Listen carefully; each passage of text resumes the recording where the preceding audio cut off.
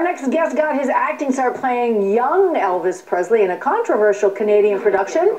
Now he's star of the, well, we're talking like he was like 18, so okay. So now he's the star of the most popular crime drama, Rookie Blue, and welcome actor Ben Bass. Welcome, Ben. You played Elvis when he was like 12.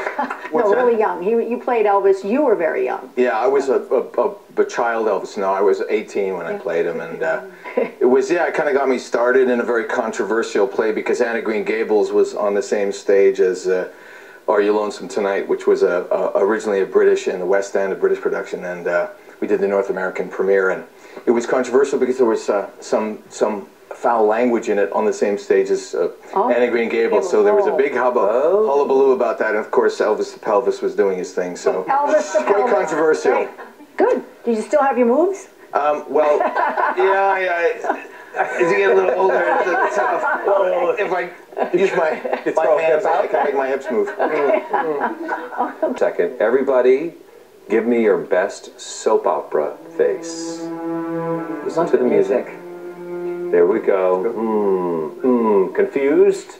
You just caught your wife with another man. There it is.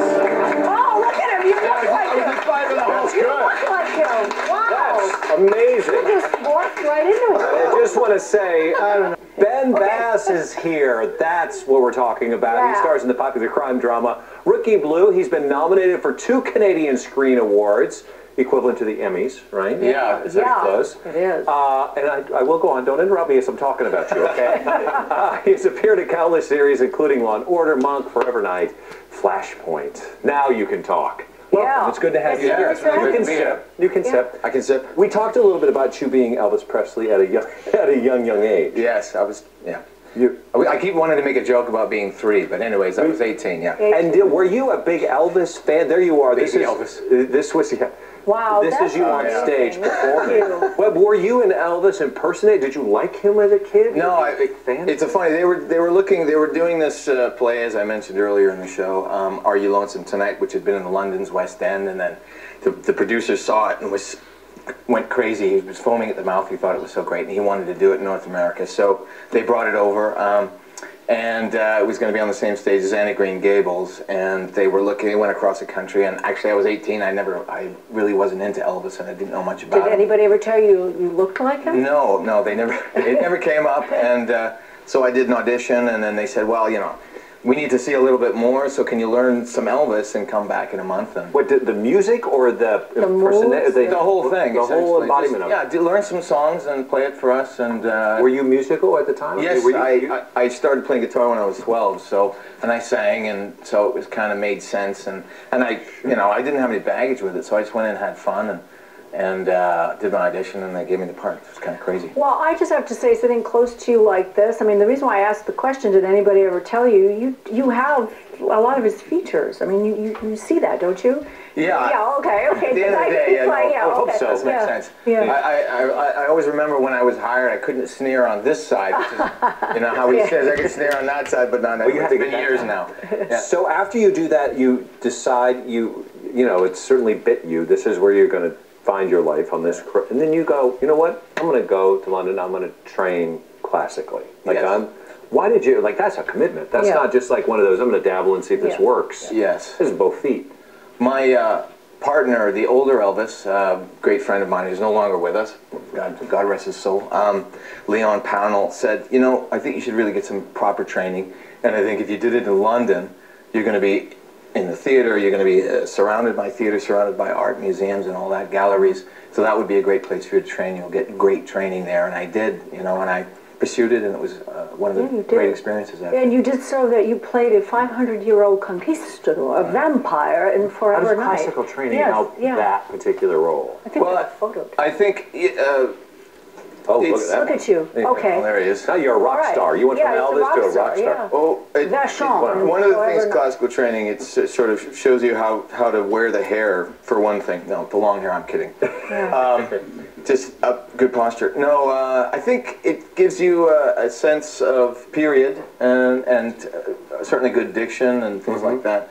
This character was quite modern in his how he was represented in the context of the series, but You know, it's like the penchant for hiring Brits to play complicated characters over here. You know, there's a lot of British people playing Americans, and they bring an added depth. So I think that having a classical background can bring depth to what you bring to the performance. Did it help you bring depth to your character? I certainly hope so. Sam on Rookie Blue? Well, yeah, I certainly hope That's so. completely different, though. That's a different thing. It's a different thing, but he still has his, depth of character.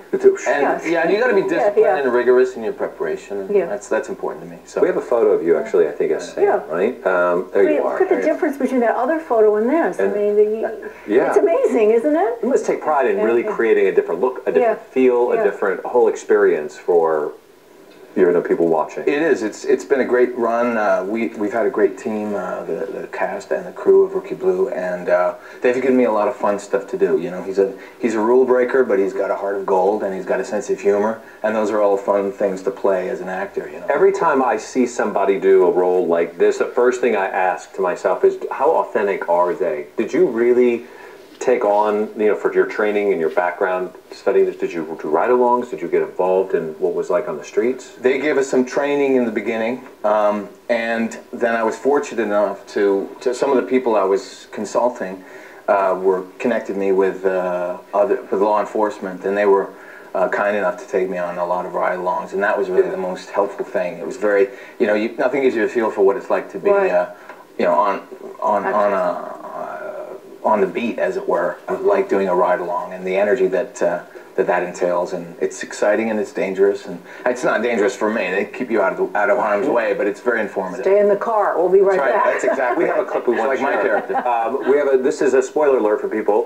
This is not going to air for a little bit, next week, I believe. Do you know what the clip is? Can you set it up? Yeah, the clip is, I was shot at the end of the fourth season. I had a gut shot, ostensibly saving another cop's life, which is always the way for the hero. You're a hero, yeah. And we come back right at that point at the beginning of the fifth season to find out whether or not he lives, and obviously he lives.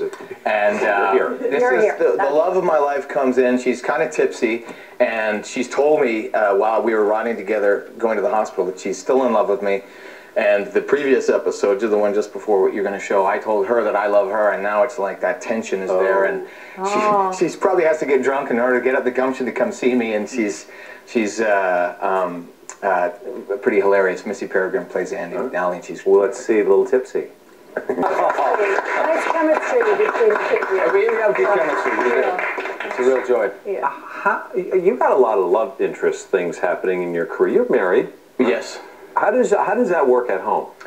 Well, what you mean, like, what's it like playing? Yeah, you go to work Going to work, like you got the love scene to shoot today. Well, I like to say that I do a lot of what we call in acting parlance substitution. So I always pretend it's my wife. Now, it's she's been a good sport about it. It's kind of strange, your husband's going to work to kiss somebody else. So well, how do you feel when she does it? Well, I've been in that boat a few more times than she has, so you kind of get used to it. But I adore my wife. We're very much in love, and when you have that strong foundation, then things like that don't really. Sure. Well, we're going to let you charm her with your guitar a little later on, or maybe all of us. Yeah, it's all. Will you do that? I Sure. saw you brought it. I want to. Yeah, We're going to play. Ben's going to play for us a little bit later on, and for you, season 5, Rookie Blue, premiering tonight, 9 o'clock, ABC. More on Ben, waiting on Home and Family TV. Good place to go and check out. I'm going to be making some s'mores cheesecake. Would you like some? Yes, please. Your love scenes and your wife, and then you go into work and kissing another woman. So we're going to see if you brought your guitar. Yeah. You want to play a little bit for us here? Give us a little sample of what? Is this a little Elvis, or is this something? Yeah, I thought this was a song that I did. One of the characters in that play was Elvis' dead twin brother, Jesse. Where's Eileen Davidson when we need her? What's that? He was a twin, was he not? He had a dead twin, stillborn twin brother named Jesse. Yeah. And she set a place at their table for him every day for dinner. Wow. Probably breakfast, too. Yeah, that's deep. That's going deep. All right, so...